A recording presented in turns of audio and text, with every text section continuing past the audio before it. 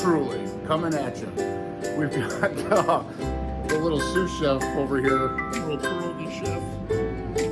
This is the cutest little pierogi ever. Oh yeah, she's always on break though, man. So coming back at you, Bijaks Culinary Cafe. Today we're talking pierogies. Coming from my Polish roots, yeah. Family taught me. We've been eating these things since I was a little kid. You know, sometimes, I made it to the table first. Family of 7. It's first come, first serve. Survival of the fittest, baby. I made it. So, pierogi dough. This will make about 60 to 80 pierogies, depending on the size you make them. If you want to cut the recipe in half to do 45, 40-ish, so be it. We're starting with 9 cups of AP flour. Once again, we're using organic Arthur Bryant flour. I scored a lot of this at a really good rate with a homie of mine named Treeless. So yeah, organic Arthur Bryant flour. I mean, it's about $8, $9 a bag, but the deal that I got, I couldn't pass it, thanks Shepherds. Anyway, 9 cups AP flour. We got our dough hook in. We're gonna go about a tablespoon of kosher salt right into our flour. We're gonna start this on a low speed. I'm gonna go about 2 tablespoons olive oil. So like if you cut this recipe in half again, there'd be 4.5 cups of flour, 1.5 eggs, 1 cup of warm water, and 1 tablespoon of olive oil. You cut the salt back a little bit if you're making half the batch. What this batch calls for, 9 cups of AP flour, check. Salt, 1 tablespoon, check. 2 tablespoons extra virgin olive oil, check. Got 2 cups of warm water and 3 eggs. So what I'm gonna do here is add about a cup and a third of the water, the warm water. Start loose, start to break that up, start to turn this into dough. Now I'm gonna add 1 egg at a time, okay? You're gonna add them all. This is gonna make it from clumping up on us.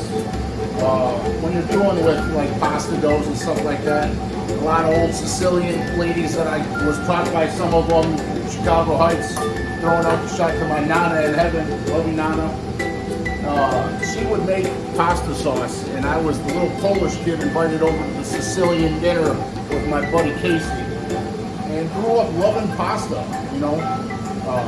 The pierogies coming from my Polish heritage, Lithuanian heritage. We had pierogies every Christmas Eve, and as far back as I can remember. I was always sneaking them in, sucking them down like they were little lollipops. Oh yeah. But you can see here, the dough is coming together. It's gonna clump up a little bit. Once this dough starts pulling away from the side of the bowl, then we know our dough is ready to rock. Now you can do this by hand if you don't have a mixer. It's just gonna take a little bit more elbow grease, okay? So I'm babysitting this little pierogi right here. Oh man, she's great. How the world changes, huh? Yeah, Culinary Cafe is empty right now, but we will be coming back at you here shortly. Come back at you when this dough ball is all come together. Coming back at you. So our pierogi dough. So we got all our dough came off the edge of the bowl. I got 1 lump. It's not too loose, not too hard. We're gonna let this rest for about an hour, hour and a half. My little pierogi's covered up over here. This episode on Chefing a Baby, we're talking pierogies. We got the cutest little pierogi here. She ain't happy right this second, but welcome to the Polish cuisine. It's like Polish butter, baby. And when I mean Polish butter, I mean pierogies. So what we're gonna do here, I already showed you the recipe for the dough. And then this little pierogi right here, she's the happiest little pierogi. On this episode here, pierogies, Polish cuisine. It's like a Polish dumpling. Traditionally, potato was the cheapest thing to put in there, or sauerkraut. On this one, we got a little bit of ground beef. Traditional way the family would make it would be ground beef, pork, little veal. You could put whatever filling you want into that dough. Okay, whatever your heart desires. You want Italian sausage in it? Put Italian sausage in it. I've made them before with raw Polish sausage, and oh my lord, trust me. So put whatever you want in these pierogies. This recipe has a little bit of onion, ground beef, a little chive, a little bit of garlic, salt, black pepper, and a little bit of what's that there sauce. Yeah. Like I said, traditionally made with sauerkraut or a little bit of potato and cheese. You can make your favorite mashed potato. I would leave them a little bit tight, not loose, if you're going to use potato. More recipes to come on these pierogies. I'm going to get to rolling away, stuffing away, and we'll be back to you. Chef and a baby, here we are, and we're talking pierogies. Ooh-wee. She's a happy little pierogi. Dun dun dun dun. Dun dun dun dun. Dun dun dun dun. Perogies, baby, coming at you. We're back, and we're talking pierogies, and look who's awake on this episode. Oh yeah, the baby, the sous chef, and the famous one herself, Happy's little pierogi. Oh yeah. So today we're making pierogies. We got a meat filling we're putting in, all beef, little onion, little minced garlic. Like I said, you can put any kind of filling you want into these bad boys. But once you get them to this stage, they're ready for boiling water. So you want to make sure you cream the ends real good. If you do not have one of these little tools, it is okay. It's basically a little ravioli crimper. You get it from Pampered Chef. Okay. If you do not have one of those, that's fine. Use a fork. That's fine. It's going to take a little bit of time. This is not a quick process or a quick meal. So this recipe will make 70 to 80 pierogies, okay?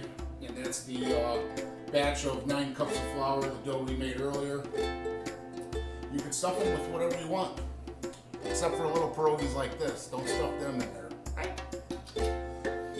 Enjoy it. After you get them in boiling water, the key thing is, once they start to float, get them out of that water. The meat inside might not be 100% done yet, but that's okay.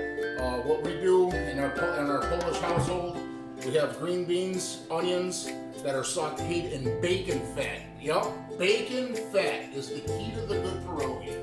Okay, so saute your onions and your French-style green beans, real thin green beans, saute those in your bacon fat.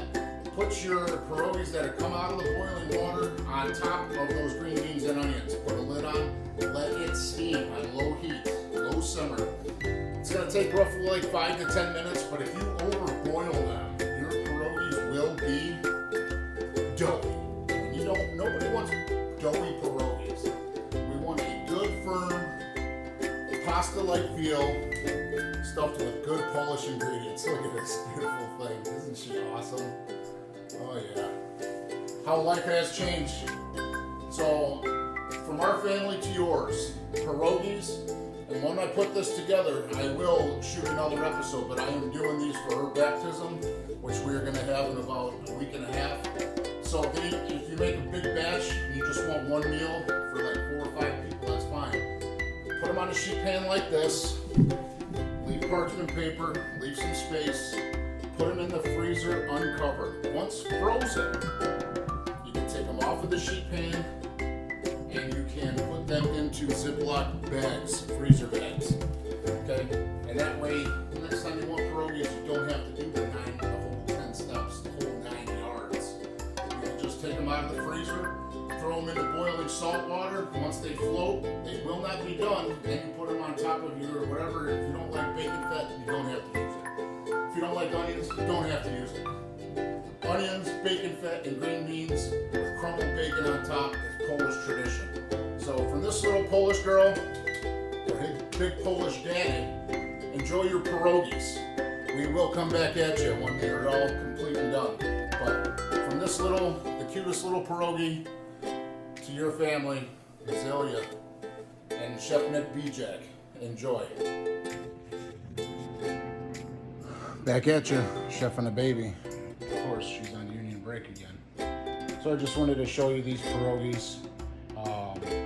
Once you are closing them up, it is a little tedious process here. So I'm going to show you the best I can. You're just going to push these down. The dough should kind of stick together. I mean, you could use egg wash. I do not like it. But once you get them like that, you do a little crunch,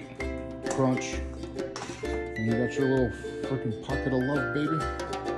So, pierogies coming at you, Berlin, Wisconsin. And like I said, once they are all crinked up, you got all your pierogies done, and your little pierogies sleeping, definitely clean up your mess. And coming back at you once again, pierogies. Coming back at you, Chef and the Baby. We're finishing up our cooking class on pierogies. Here we got a final product, boiled, steamed, and then I sauteed them in a little bit of green beans, onions, Newski's bacon. What a Wisconsin treat that is. If you've never had it, it's worth it. The sauce on the outside is a little bit of ketchup, a little Dijon mustard, a little Worcestershire sauce, and a little bit of horseradish. And I put that around as it intensifies the pierogi flavor. And traditionally, they would have been served with pickled beets, but I don't do pickled beets. So from this little pierogi and these pierogies, from our home to yours, thanks for watching Chef and the Baby. Like us on Facebook.